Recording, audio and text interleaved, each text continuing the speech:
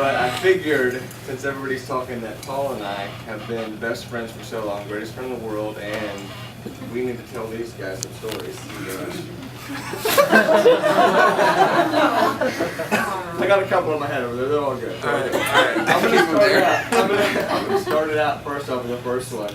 So Paul and I, for so long, we've always been pretty much, ever since we met each other and became friends, every single weekend, anytime, even, well, I remember one time when you guys were out of town and Paul stayed with us at my parents' house during the school week, and we literally hung out the entire week, stayed up all night, probably got an F on every single thing we did. But so we were literally, since we met, we've been 100% inseparable. Everybody knows that you like to dance. We'll give them a little kick. No, that's tomorrow. Like you did last night? No, tomorrow. So one of my favorite stories is, so I was literally either at Paul's house spending the night or he was at my house. And so at one point my mom was like, Paul, start picking up the slack, dude. You need to do some chores. My parents literally just got brand new carpet, and Paul was vacuuming and dancing. And he's literally like over there, like it's surround sound ready, like turns on Thriller or something. And he's vacuuming in the kitchen and doing and dancing, obviously. And all of a sudden, just this huge vacuum does this huge seam and rips the carpet out.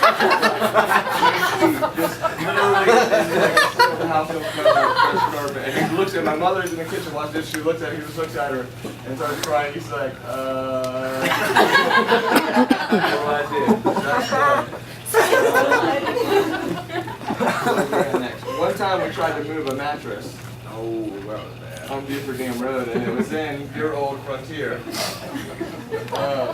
We went and bought me a mattress, and we had it in the back of the truck, and literally we were probably 16, 17 years old. I mean, we were barely back in our life, sure. Yeah, probably didn't even have a life. So literally my dad meets us up at wherever we went, and we got this mattress and threw it in the back of that Frontier, and we put it in there, and I'm like, we need to tie this thing up. Paul's like, don't worry about it, it's in the bed of the truck, where's it gonna go? We're driving down Buford Dam and going on a hill, and all of a sudden we get to the top of the hill. The mattress flies out of the truck over the car behind us and lands in the middle of the road. And Paul just slams on the brake in the middle of the road and just stops. And he's like, what just happened? I was like, I don't know, but we're about to die because there's 30 cars.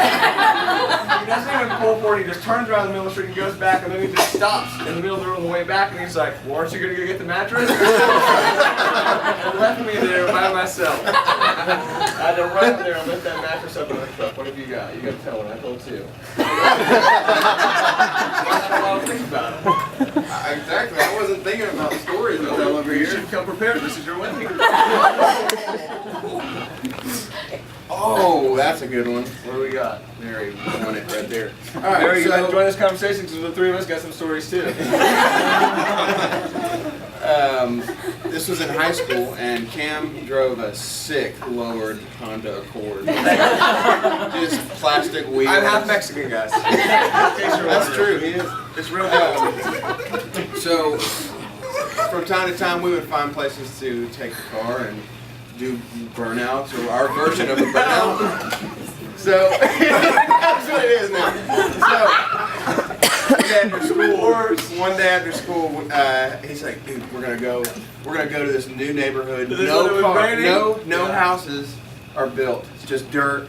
We can just go have a ball. So we get in there, we're on our way, and it starts to rain a little bit. Getting in the neighborhood, it just starts pouring down. We take the cord down and we do a few sick moves, a few spins, burnouts. We've been doing this for about an hour, and it is just raining just so hard. But we had to tell them as well, you know, like this neighborhood was being built, it's in construction, so they put those little rock deals in front of like all of the sewage deals or whatever. Yes, that wasn't. So there's no drainage from the whole neighborhood. Drainage, muddy water. So he goes, let's drive our Accord through that little It's ours tunnel." now. Keep going. He guns it. We get up to about 50, actually 88 miles an hour. When we got up to, 1.21 gigawatts. Yeah. hit what we thought was maybe a half a foot puddle, sunk the entire car in a 6 foot gap of water. We opened the door and water started pouring out. I called my father and he's like, "What did you do now?" And I was like, "Dad, we're gonna have to wait this one out. You're not gonna bring a shop back." There's a little bit of water in the car. And they had to build all the houses around it. Still there. Still there. I hope you have anything else. I mean, I'm sure I do, but We have a lot of other ones, but they're basically, long story short, greatest guy in the world. Love you so much. Best friend. It's so great for me to be able to have a best friend and such a close person in my life that I can look up to the way that I do with Paul. And Mary, I hope now that you guys get married, things aren't going to change and we can still play Mario World for 12 hours at a time. 50 rounds. Cheers, y'all.